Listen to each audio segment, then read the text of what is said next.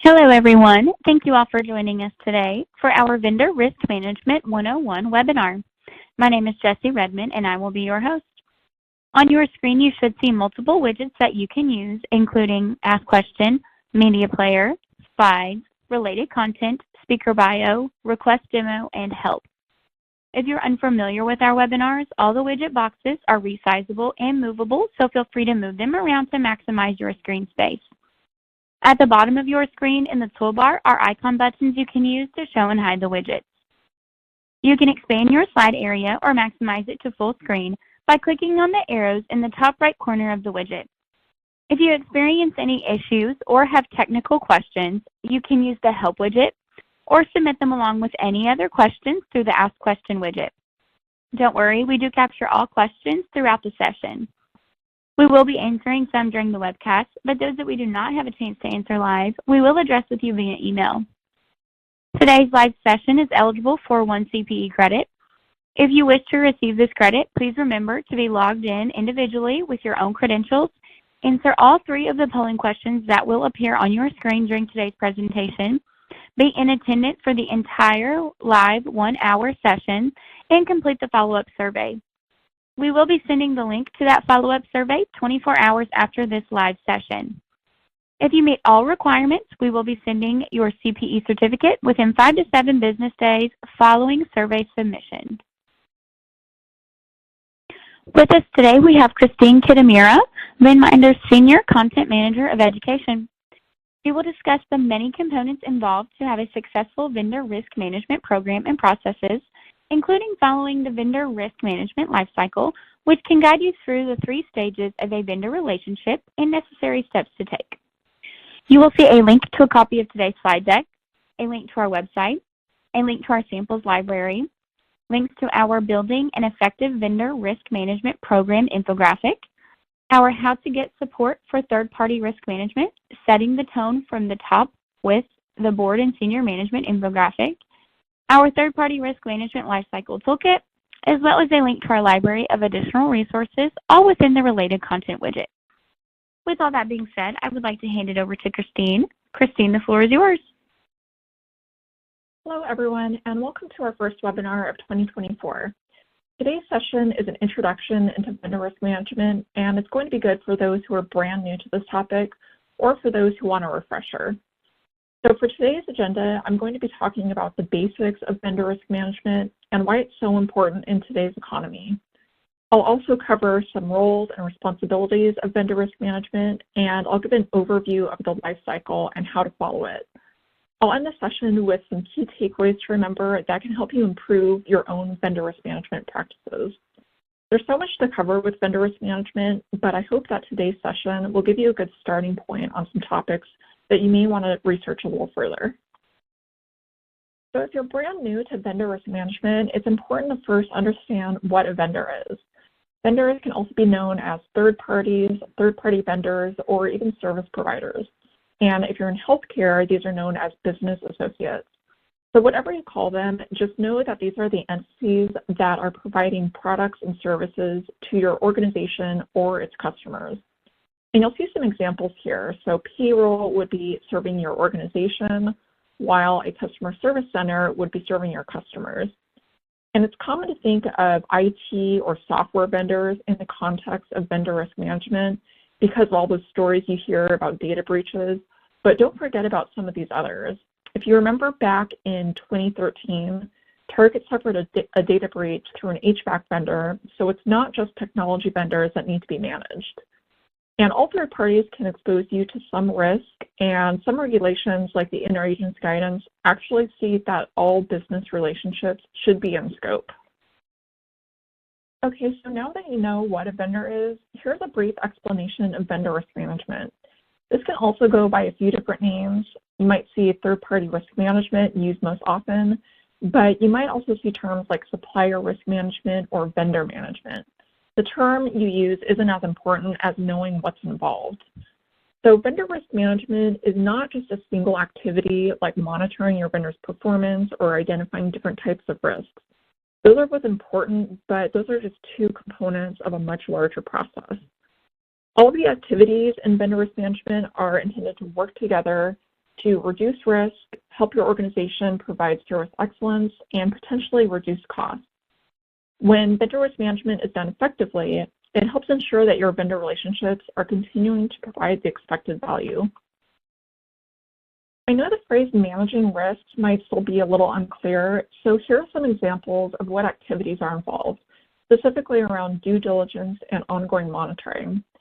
These activities can help make sure that your vendor has sufficient risk controls, which might mean confirming that they have policies for information security and business continuity plans. It's also important to make sure that your vendor is consistently meeting contract terms, like delivery times and pricing, which can help verify that the relationship is providing its intended value. These activities are also essential to confirm that the vendor can continue servicing your organization, even if it experiences some type of business disrupting event. This is especially important when you consider the vendors that you rely on for your everyday operations. Now let's move on to some of the reasons why vendor risk management is so important, especially in today's economic environment, which many of us can probably agree is filled with uncertainty and instability. First, it's a regulatory requirement for many organizations in certain industries like financial services and healthcare. But even if your organization is in a different industry, vendor risk management can still provide several strategic advantages. It can enable better vendor selection by giving you more insight into 2 or more vendors that provide similar products or services. Another advantage would be improving your organization's cybersecurity profile. You might have really strict cyber practices in place, but your data could still be at risk if your vendors aren't following those same standards. All it takes is one vendor with poor cyber practices to put your organization at risk of a data breach. Vendor risk management can also help create a positive ROI when you consider the efficiencies and operational improvements, because vendors that are managed well are going to support your organization's business goals and objectives. In addition to these strategic advantages, vendor risk management helps protect your organization from financial and reputational harm that can stem from data breaches or supply chain disruptions. A vendor's poor financial health is a really important factor that isn't always fully understood. It's easy to think that if your vendor is struggling financially, it won't really have an impact on your organization, but it can actually create what's known as a domino effect and have a negative consequence on your own financial health. So a couple of examples here. Imagine that you outsource your 24/7 customer service to a vendor. This vendor has recently lost one or more of its clients, which has a major impact on its revenue. As a result, your vendor has to cut its staff and can't meet its SLAs, which require them to assist your customers within a certain time frame. This would obviously upset your customers who might consider taking their business somewhere else. So in this case, a vendor with lost revenue can potentially create lost revenue for your organization. Another example would be a vendor that can no longer invest in certain cybersecurity tools because of budget cuts. This might increase the risk of a data breach, which could result in legal fees and regulatory fines for your organization. In both of these examples, a vendor's financial health creates a series of events that eventually has an impact on your bottom line. And in addition to having an effect on your financial health, vendor risk management is necessary for operational resiliency, which is known as the ability to recover from a disruption to your operations. This is becoming more of a focus area for regulators and government agencies who have published reports and best practices on strengthening operational resilience. One way vendor risk management supports this is by identifying your critical vendors, because these are the third parties that can significantly disrupt your organization if they were to suddenly shut down. Vendor risk management can also help identify and mitigate cyber risk so your organization is better protected and prepared to respond to security incidents like data breaches and cyber attacks. Reviewing due diligence is another process that can help support operational resilience because it lets you know whether your vendors can continue servicing your organization during a business disrupting event. Okay, so now that we've covered some of those reasons why vendor risk management is important, let's review who should actually be involved in this entire process. The 3 lines of vendor risk management is a simple concept that helps everyone understand their position and responsibilities within the vendor relationship. Starting with the first line, these are the individuals that own and manage the vendor relationship. A typical role might be a vendor owner, product owner, or vendor manager.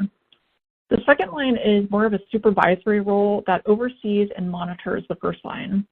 This might include job titles like third-party risk manager or vendor risk manager, and this is where the dedicated vendor risk team will lie. Other roles in the second line would be your internal or external subject matter experts. And finally, the third line is essentially the audit function, or the individuals that make sure your processes are performing as they should be. So let's begin with the first line, which interacts directly with the vendor. These are going to be the product owners, vendor managers, or vendor owners, and these are the ones that are identifying and managing vendor risk. One of their main responsibilities is going to be establishing and monitoring service level agreements or key performance indicators that are used to measure the vendor's performance. And if something changes with the vendor's performance, they're going to be responsible for creating those mitigation plans and working with the vendor to make sure those issues are resolved and closed. They're also responsible for identifying the exit strategy, and this determines what will happen if for some reason you need to end the vendor relationship. This could be because of poor performance, a security incident, or just the expected ending of the contract. The first line determines if the product or service will be moved to another vendor or if it'll be brought in-house or discontinued altogether. In general, just remember that the first line is essentially responsible for the vendor from onboarding to offboarding. When we look at that second line, these are the people that provide the framework, tools, and techniques needed to perform vendor risk management. For example, tools can refer to whatever your organization is using, whether that's spreadsheets or a dedicated platform or software for vendor risk management. They also monitor the first line to ensure that vendor owners are delivering accurate, timely, and quality work. And this can mean making sure that the inherent risk assessments or due diligence documents are submitted on time. They also guide the progress of the life cycle from one phase to another and keep track of what's supposed to happen next. So if the inherent risk assessment has just been completed, the second line would ensure that the appropriate teams are moving on to the due diligence step. These roles also collaborate with the subject matter experts doing due diligence and risk reviews by coordinating and collecting those documents from the first line. They're also responsible for reporting to the board, senior management, and related committees through updates and presentations. This is a really important task because reporting will help the board and senior management make informed decisions about vendor relationships, and it confirms whether your vendor risk management program is effective so they can make any necessary changes. And they'll also likely be responsible for gathering documentation and other information for any audits and exams that might be required. The second line also contains subject matter experts who aren't necessarily going to oversee the first line, but they still play an important role. These can be either internal or external, but they should always be qualified in their risk domain. For example, a certified public accountant would be qualified to assess a vendor's financial risk. These individuals are going to review those vendor documents during due diligence and identify any gaps or weaknesses that need to be addressed. They're going to provide assessments and opinions or recommendations on whether the vendor's controls are sufficient. So another example, a cyber expert might review a vendor's policies on social engineering training and testing for its employees. That expert should be able to determine whether the policy is sufficient. Maybe they discover that the training isn't enforced, in which case the expert could provide an assessment saying that the vendor needs to prove that all employees have completed it. Now we come to the third line, which is basically the audit function. The third line isn't dealing with those day-to-day activities, but instead they oversee them at a higher level to make sure that they're complying with laws and regulations. The third line is going to be the internal audit team for most organizations, or external if you're using outside resources. Their job is to make sure that both the first and second line are performing their roles effectively. They should also identify any gaps or issues that need to be addressed and formally document them so they can be shared with senior leadership and the board. And they should also be tracking any issues until they're remediated. It's important to understand that the third line needs to operate independently so they can provide an unbiased evaluation on the policy, processes, and work product. So now that we've covered those 3 lines, I believe it's time for our first poll question. And this brings us to the first poll question of the day. You should see the poll question now in the slides area.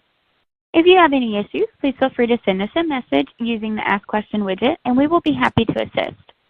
As a reminder, if you wish to receive the CPE credit for today's session, you must answer all poll questions and be in attendance for the entire live session.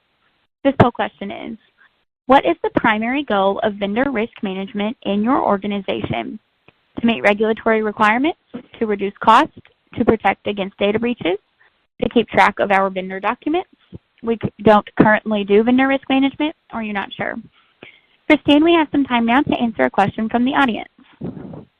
And this question is, how is vendor risk management different from enterprise risk management? Do they have to be separate?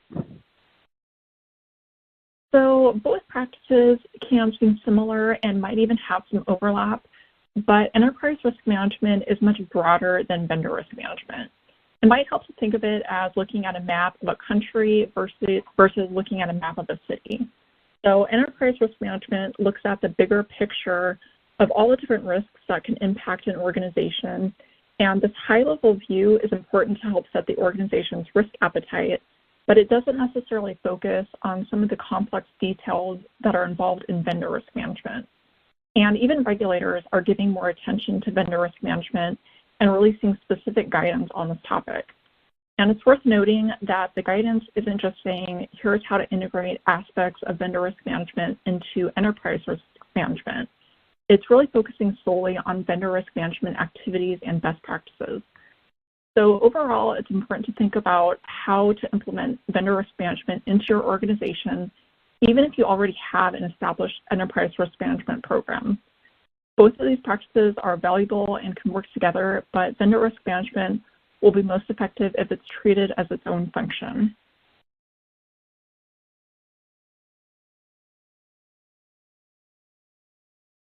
Thanks everyone for answering that poll question. Here are the results.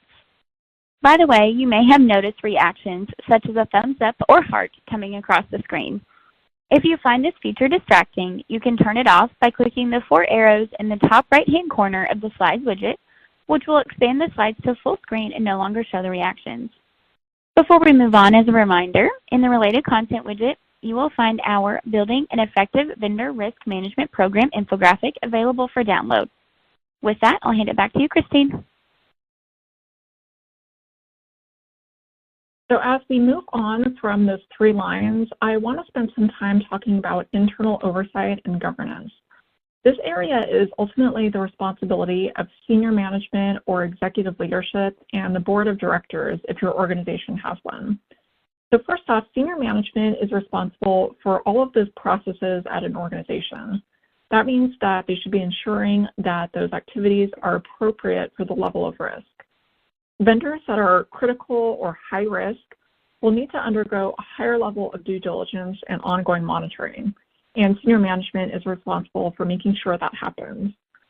And in regards to corporate governance, this refers to the broader rules, practices, and processes which control and direct an organization. While the board of directors will influence the governance, senior management is responsible for executing it. So here's a deeper look at some of the senior management responsibilities. First of all, it's setting that tone from the top and reinforcing the idea that vendor risk management is a priority throughout the organization. It's not uncommon for some teams to be a little reluctant to invest their time and effort into vendor risk management. So it's really important to have senior management step in and state that this needs to be a priority. They'll also be making sure that vendor risk management is integrated into corporate strategy and business decisions. Vendor risk management will require certain resources like skilled individuals, technology, and tools, and senior management should make sure that the organization is obtaining these. They're also responsible for approving the policy and having an awareness and understanding of how much vendor risk there is across the organization and which vendors are critical to their operations. And finally, when any issues or concerns are identified from vendor owners or other business lines, senior management should be dealing with them in an effective and timely way. And the board of directors is going to be involved in internal oversight and governance, and they'll have their own specific responsibilities when it comes to vendor risk management. But that some organizations don't have a board of directors, just be aware that senior management should be absorbing those responsibilities. Okay, so here's a look at those oversight responsibilities that belong to the board of directors or senior management if you don't have a board. They should be ensuring that senior management is prioritizing vendor risk management throughout the different departments. They'll also be involved in reviewing the ongoing monitoring results of critical activities and vendors. The board should also review the results of internal and external reviews that state whether those vendor risk management processes are effective. And finally, the board should make sure that senior management has allocated enough resources to the vendor risk management program, whether that's referring to budget, tools, or additional employees. And the board should also be approving those risk-based policies. Now we come to external oversight, which refers to those regulators that govern specific domains or industries. Some of the main federal agencies you'll see when it comes to vendor risk management is going to be the FDIC, OCC, SEC, and CFPB. You can easily find a lot of information online if you do a search. So FDIC plus third-party risk will bring up several results that are worth reading up on. And in addition to those finance-specific regulators, you might also be familiar with others like OSHA or the FTC. It's also important to be aware of state and local regulators, such as those that regulate insurance. So what exactly do these regulators do? Well, they're involved in a lot of different activities, but they're mostly responsible for setting the requirements and guidelines that constitute safe and sound business practices. That means that they compel transparency about how organizations are making decisions in their vendor risk management programs. They're also involved in a certain level of monitoring an organization's performance and compliance. These regulators also conduct audits and investigations, and when they determine that something is wrong, they can carry out enforcement actions, such as a notice about correcting issues, and they can also impose fines, and in severe situations, they can even suspend your operations.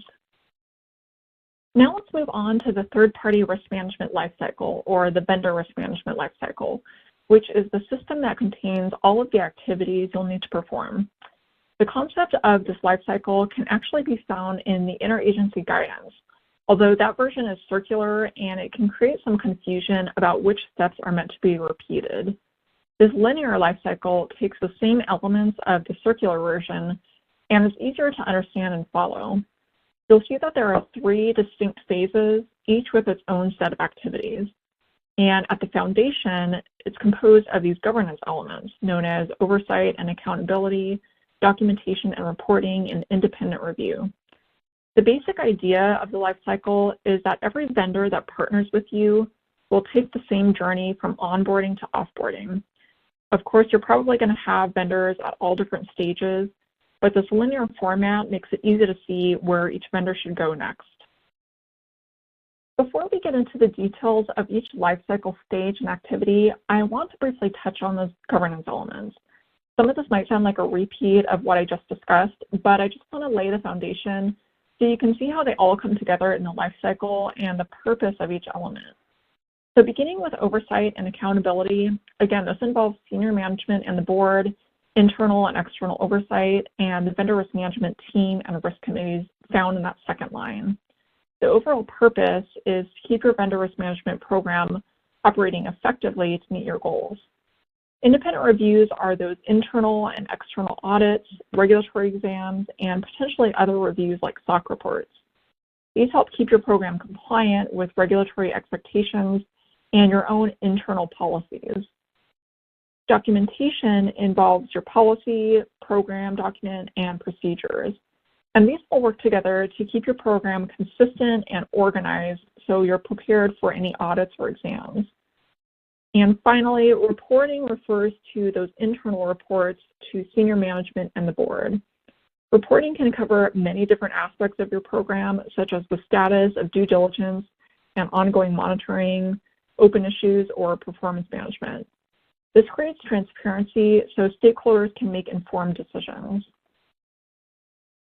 The first stage in any vendor relationship is going to be onboarding.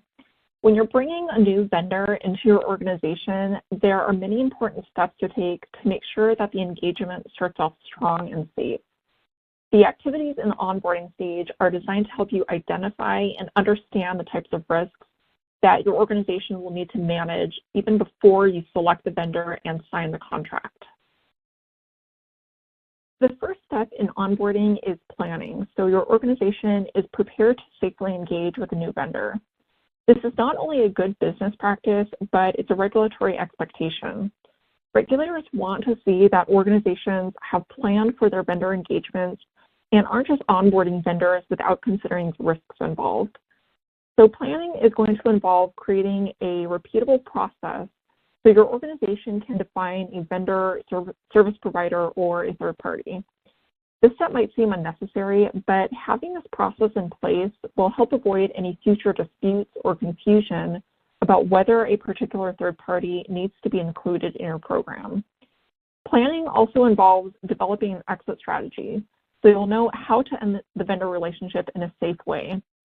Depending on the type of vendor and your organization's needs, the exit strategy might be switching to a new vendor, bringing the activity in-house, discontinuing the activity, or some combination of these three options. You really don't want to wait until the last minute and you're in a desperate situation before thinking about how you can end the vendor relationship.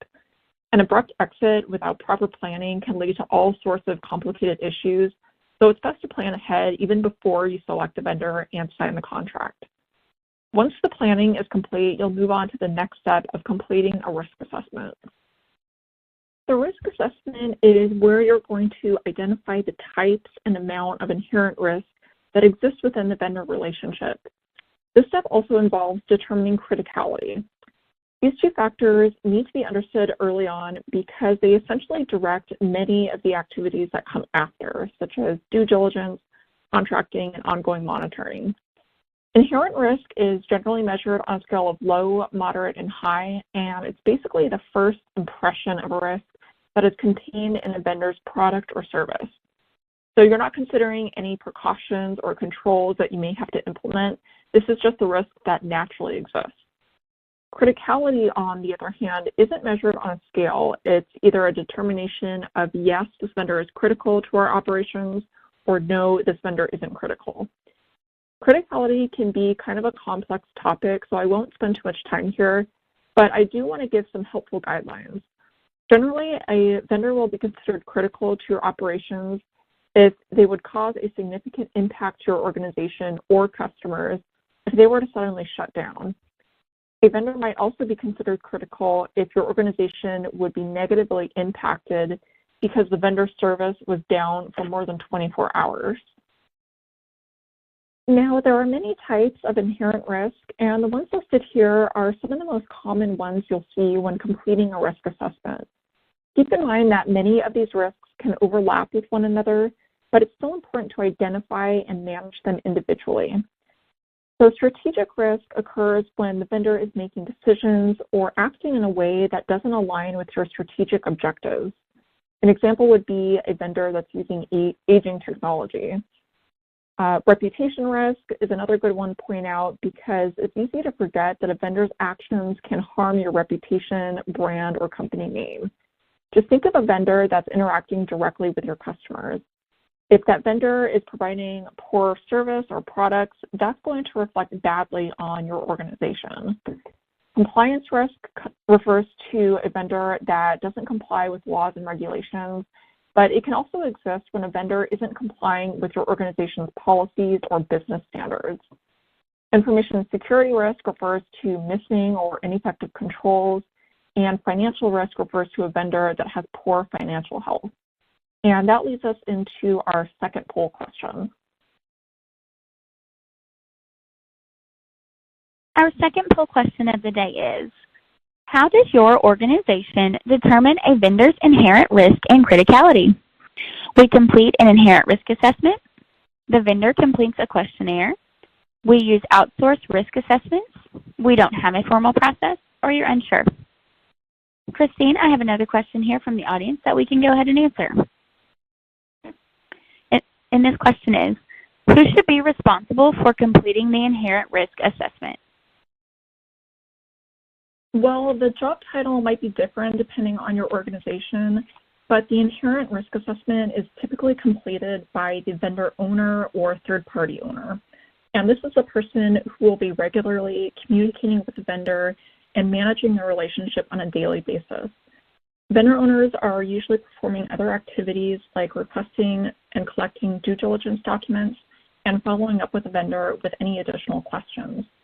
And just a reminder that the inherent risk assessment should be completed during the onboarding stage before due diligence and contracting, but it's also important to assess risk periodically throughout the relationship. Risk assessments should be done at least annually for critical and high-risk vendors and every 18 to 24 months for moderate risk vendors. And low-risk vendors can be reassessed every 3 years or at contract renewal. Thanks, Christine. We do have about 30 seconds left on this open poll question, so please get those responses in quickly. Just a reminder, if you have any issues submitting the poll answer, you can send us a message using the Ask Question widget, and we will be happy to assist. And we're down to about 50 seconds, so please get those responses in momentarily as we will be closing the poll. Thank you.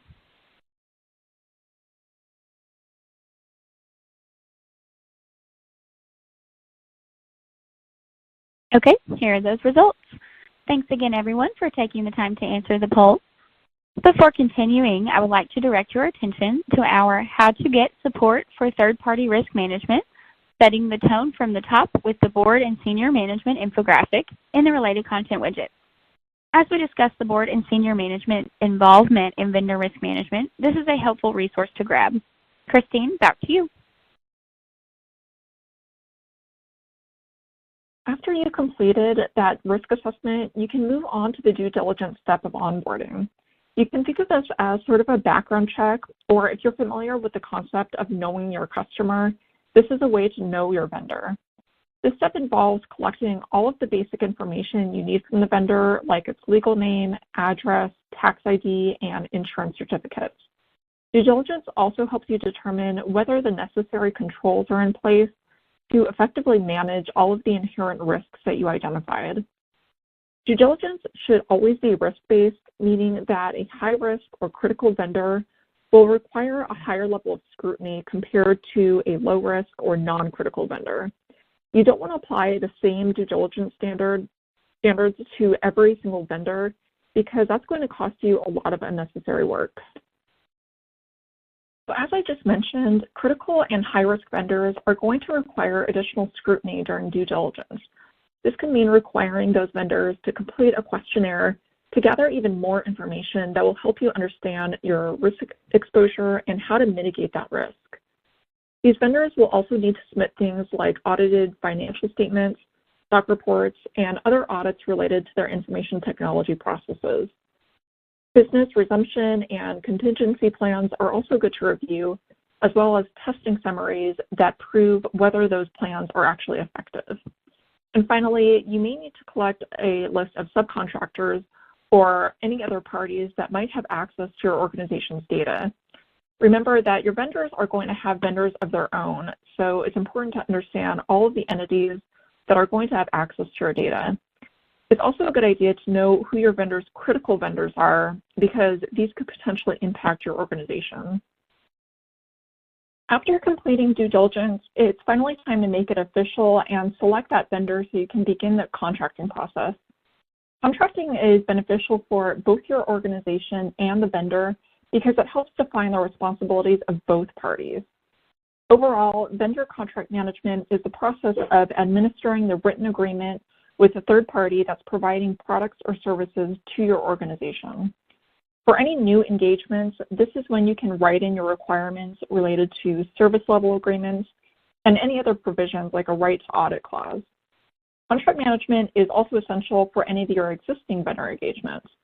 Even after you sign the contract, you can still take the information from the risk assessment and due diligence to determine any changes you may want to make during the contract review and renewal stage. Contract management is actually a comprehensive process that involves planning, negotiating, creating, approving, storing, and continuously managing those agreements. Remember that after you sign the vendor contract, it's unlikely that your organization will have any leverage to make any changes or renegotiate the terms. So it's a best practice to put a lot of thought and planning into this process. In addition to those essential controls and service level agreements, this step also includes managing key contractual dates like renewals. You always want to make sure that you give yourself plenty of time to review the contract before it renews so you can renegotiate if necessary. Reviewing the contract also helps prevent any auto renewals that you may have forgotten about or unexpected price increases that may be implemented after the contract is set to expire. So moving on from that onboarding stage, you can then focus on all of these ongoing activities. The ongoing stage is sometimes neglected because a lot of people think that nothing more needs to be done after you sign the contract. However, this stage is where you can identify any new or changing risks that can affect your organization. Monitoring the vendor's risk and performance on an ongoing basis allows you to address any issues before they evolve into larger problems that are more difficult to resolve. The activities in this stage include risk reassessments, monitoring of risk and performance, contract renewals, and ongoing due diligence. To start off, risk reassessments are used to determine whether the vendor's risk has changed. Keep in mind that risk assessments are a point-in-time evaluation of a vendor's risk, so you'll need to do these assessments periodically throughout the engagement.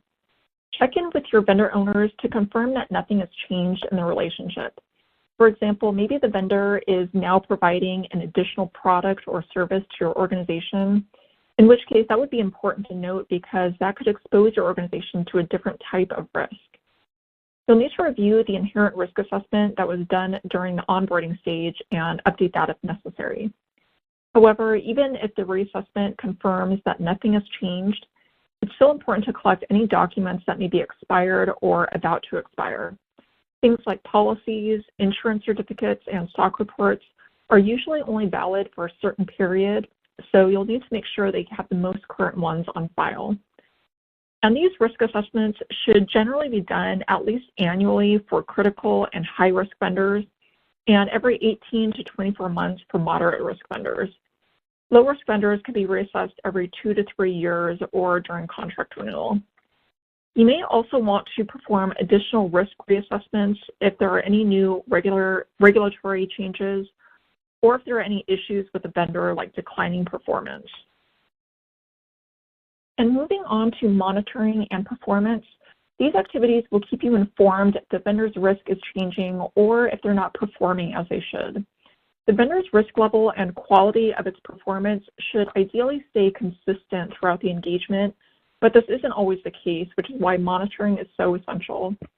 Performance monitoring should include a measurement of different metrics, such as the vendor's profitability, the benefit or value they provide, and its consistency with service delivery. You'll see some key questions here that can be used during this process, such as asking whether the vendor is living up to its contractual obligations and whether the cost to benefit ratio has changed enough to consider following through with your exit strategy.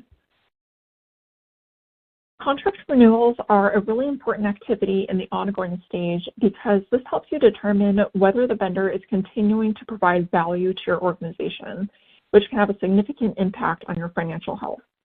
When it's time to discuss contract renewals, you'll want to review the vendor's service delivery and performance and make sure you're addressing any service level gaps. Service level agreements should always be tracked throughout the engagement so you can use that data during the contract renewal process. Most regulators are going to want to see that your organization has a contract management process in place that's well-developed and effective. And remember that you're going to want to plan your contract renewals in advance so you can negotiate any changes that you might want to implement. These negotiations can take some time, so reviewing the contract midterm will usually allow you to address any details without rushing through them. And contract management shouldn't just be an internal activity where you're only involving vendor owners. The process should include a continuous dialogue with your vendor so both parties are aware of any issues. Periodic due diligence is another activity that's repeated in the ongoing stage. Doing a periodic due diligence review will help ensure that the vendor's documents and controls are current and still effective. Similar to risk assessments, due diligence isn't meant to be a one-time activity, but should be performed periodically throughout the engagement.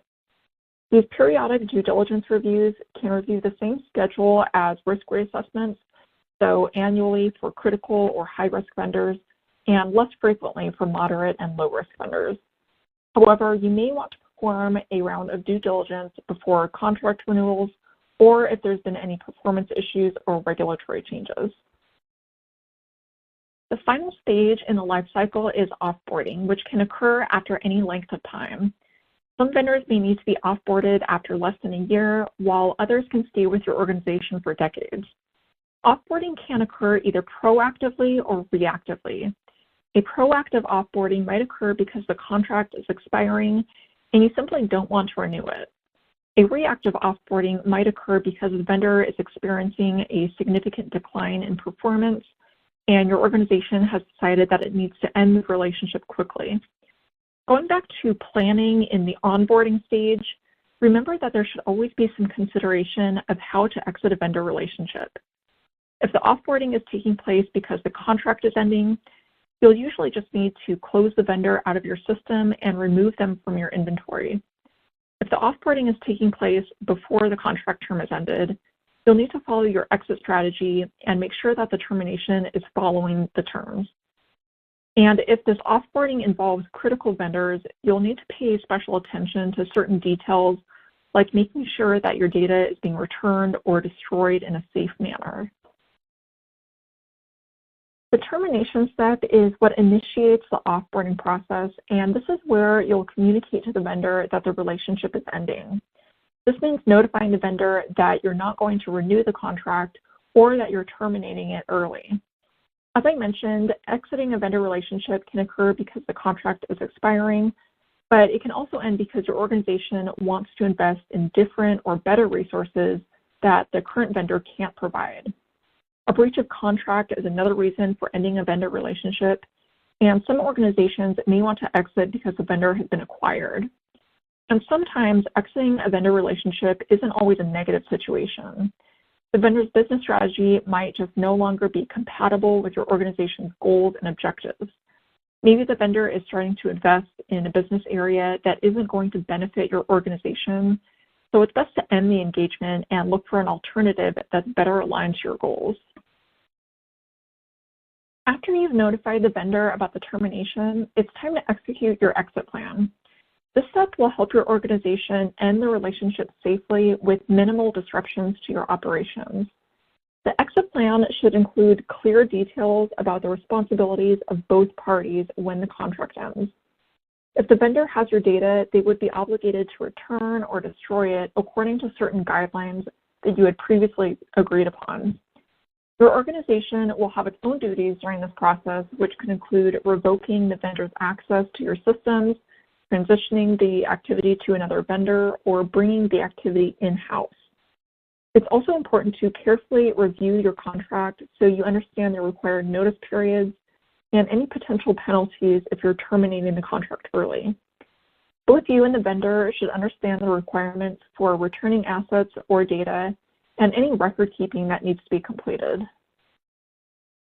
And the final step in the entire offboarding process and lifecycle is third-party risk management closure. This helps confirm that any final administrative tasks are complete at the end of the engagement. This step also creates accurate documentation, organizes all the records, and makes sure that the vendor information is kept up to date in all of your systems. Even if the vendor engagement has only lasted a short while, there's still going to be some final steps to formally close the relationship. This is where you'll review and pay any final invoices and work with your accounts payable department to prevent any future payments that might be set automatically. All of the vendor information should be filed or archived in the appropriate place so you can easily access it if you need the information for a future audit. And this final step in the life cycle brings us to the last poll question of today's session. Our next poll question is, does your organization follow a vendor risk management life cycle? We follow the interagency guidance life cycle. We follow a linear life cycle. We follow a custom life cycle. We do not follow a life cycle, or you're unsure. Christine, let's answer another question from the audience. Okay. And this question is, do we have to include all third parties in our program? Some of the third parties are only used once or twice. So this is a common question because some organizations can have hundreds or even thousands of third parties that they work with. And when you think about all the different activities involved in third-party risk management, it can seem like a huge burden to include every single third party that is engaging with your organization. So the short answer is no, not all third parties will need to be in scope or included in third-party risk management, but I want to explain a little further. Rather than thinking about third parties that you can exclude from third-party risk management, it might be more helpful to instead think about the third parties that need to be included. So you're going to want to think of the characteristics or categories that would indicate a third party has to be included in your program. If the third party is used once or twice, there's still going to be at least some risk involved, and you may want to include it in your program if it's providing a tangible product or service to your organization or customers.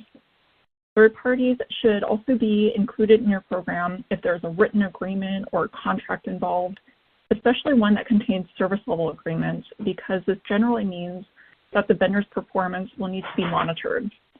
Third parties should also be in scope if the inherent risks or amount of money spent is significant and needs to be monitored and managed throughout the relationship. And just to give a few examples of third parties that are out of scope, those are typically in categories like government entities, public utilities, sponsorships and donations, and payee relationships, like one where you're paying a legal settlement. Some organizations might also choose to exclude certain vendors whose annual spend falls below a predetermined limit, like $5,000. But again, this is entirely your organization's choice. What's most important throughout this process of determining which third parties are in scope is to validate and document your reasoning. Regulators will expect to see that your organization has put some deliberate thought into your program scope and can defend its decisions.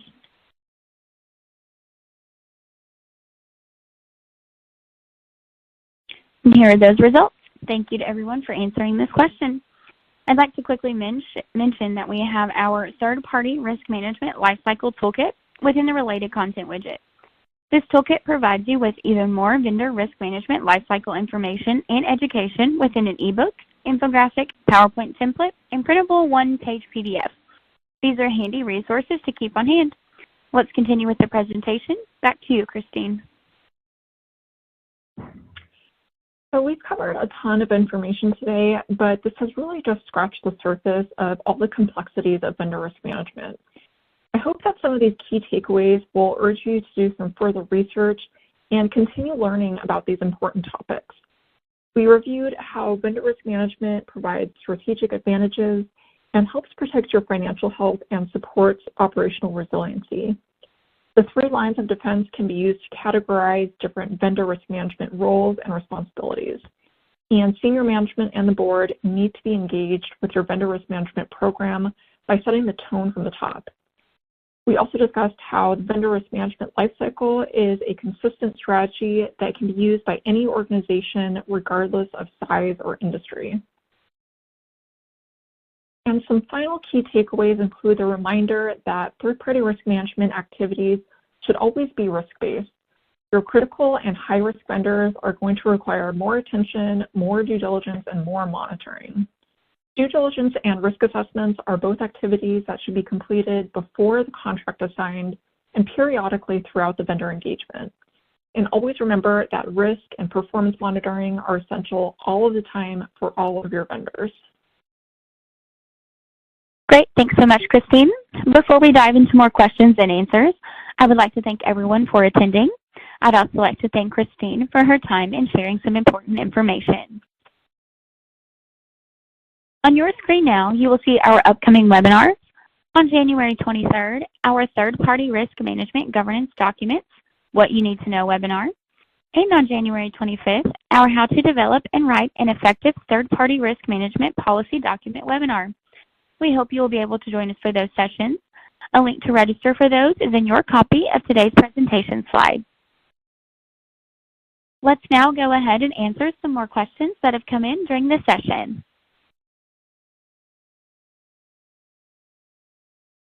Okay, Christine, our next question is there a standard timeline for the onboarding process?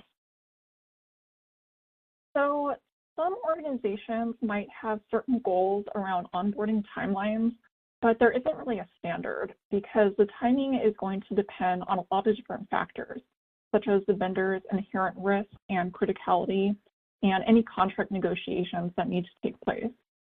Just remember that critical or high-risk vendors are going to require additional due diligence, so that's going to have an effect on how long the onboarding process is. Some of your subject matter experts might have limited bandwidth to review vendors' documentation, so onboarding will probably take longer for those vendors. And if you're struggling to meet your onboarding goals or expectations, I would suggest a couple of things. First, it's important to make sure that whoever is setting those goals has an understanding of the onboarding process and why certain vendors might need more time because of those due diligence requirements. For example, maybe there's a goal to onboard your vendors within 30 days. Well, that might be reasonable for low or moderate risk vendors, but more difficult for your critical vendors. And second, this might be a good opportunity to ask for more resources to expedite the onboarding process. Things like document collection and reviews can be outsourced to third-party risk management professionals and help you onboard your vendors more quickly if that's needed. Great. Next question. Should there be a limit on the number of vendors that are managed by a vendor owner? I would say there's not really a recommended limit on the number of vendors, but it's important to be aware of the vendor's owner's capabilities and whether they're completing their work effectively and on time. So vendor owners that are managing critical and high-risk vendors are going to have a lot more tasks to complete, so they can probably perform their duties more effectively if their workload is manageable. And this is why the second line of vendor risk management is so important, because they're the ones that are overseeing the vendor owners and making sure that those activities are completed on time and correctly. If the second line starts noticing a pattern, maybe there's a lot of incomplete risk assessments or the vendor's performance isn't being monitored consistently, that could indicate that the vendor owner is managing too many third parties.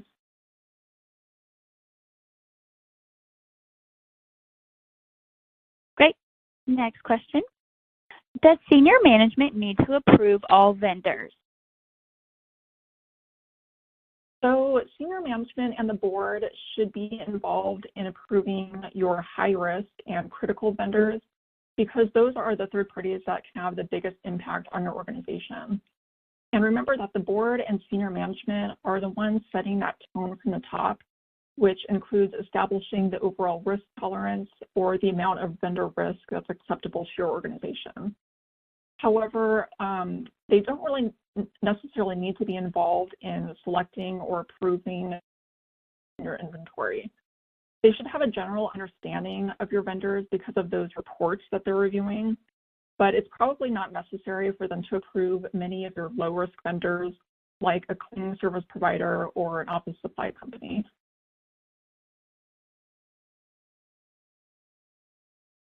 Thanks, Christine. Next question. What are some of the first steps we should take if we don't have any vendor risk management program in place? Well, if you're starting from scratch, it might seem a bit overwhelming to build an entire program and develop all of those processes. So I'll just give you a few simple steps. First, you're going to want to identify the rules and regulations that will govern your program. That just means doing some research on your industry's regulators and collaborating with your internal compliance department if you have one. Next, you can start taking an inventory of your vendors. And an easy way to do this is to work with your accounts payable department and generate a list of all of the third parties that they paid over the past few years. This will give you a good starting point so you can define the scope of your program because not every third party will need to be included. Once you've done that, you can begin defining those roles and responsibilities that I discussed earlier, such as the vendor owners and vendor risk managers. You'll also want to determine the model of your program, which just means figuring out how all of those roles and responsibilities will work together. So a centralized model means that all of the activities are handled by a single team or department. And a decentralized model means that these activities are distributed across multiple teams and there isn't really a lot of collaboration taking place. And a hybrid model refers to a third-party risk management team collaborating with different departments. And this generally works well, especially for larger organizations. So after you've completed these steps, you're in a good spot to start developing your governance documents and making your way through the life cycle. And try not to be too concerned about creating your program perfectly from the start, because it's very likely that you'll need to make improvements and changes in the future. Regulators don't really expect that your program will be perfect, but it helps to show your organization is putting the effort to continuously improve your processes. Great. Next question. Should we revise a vendor's inherent risk rating after we perform due diligence? No, a vendor's inherent risk rating doesn't change after due diligence. Remember that this is the risk that exists naturally within the vendor relationship before you review the vendor's due diligence or consider any future controls that can lower the risk. So you can think of inherent risk as sort of the starting point of your vendor relationship that's used as the basis for all of the activities that follow, like due diligence and contract management. So if the vendor is rated as high risk during that initial risk assessment, it should always be treated as high risk. Great. I think we have time for one more quick question. Do we have to have a separate vendor management policy, or is it okay to be a section in another policy? Well, a separate vendor risk management policy is going to be both a best practice and a regulatory expectation.